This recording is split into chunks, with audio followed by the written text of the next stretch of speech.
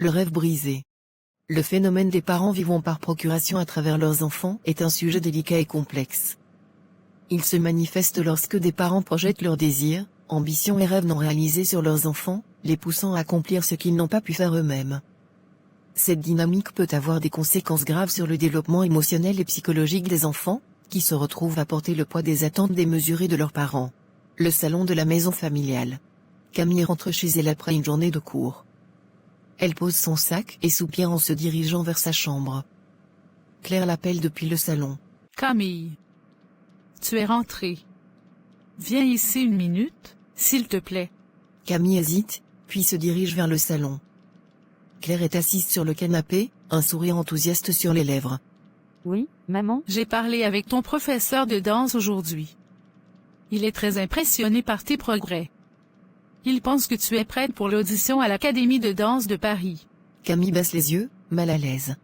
Maman, je ne suis pas sûre de vouloir passer cette audition. La danse, ce n'est pas vraiment ce que je veux faire. Qu'est-ce que tu racontes? Tu es tellement douée. Tu as un don, Camille, et ce serait du gâchis de ne pas le développer. Mais ce n'est pas mon rêve, maman, c'est le tien. Un silence lourd s'installe.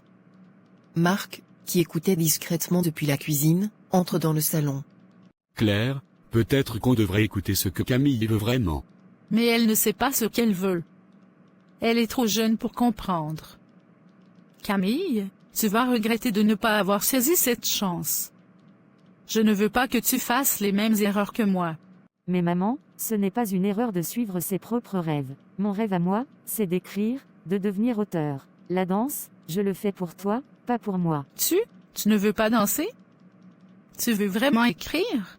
Oui, c'est ce que je ressens depuis longtemps, mais j'avais peur de te décevoir. Claire reste silencieuse, réalisant enfin l'impact de ses attentes sur sa fille.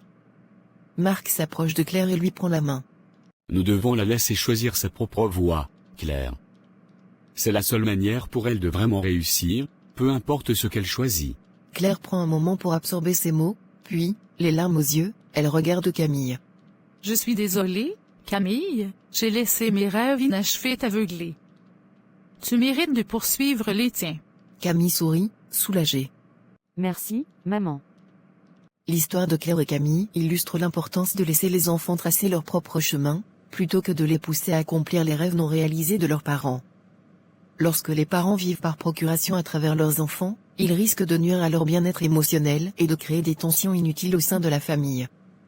En écoutant et en soutenant les aspirations authentiques de leurs enfants, les parents permettent à ceux-ci de s'épanouir pleinement.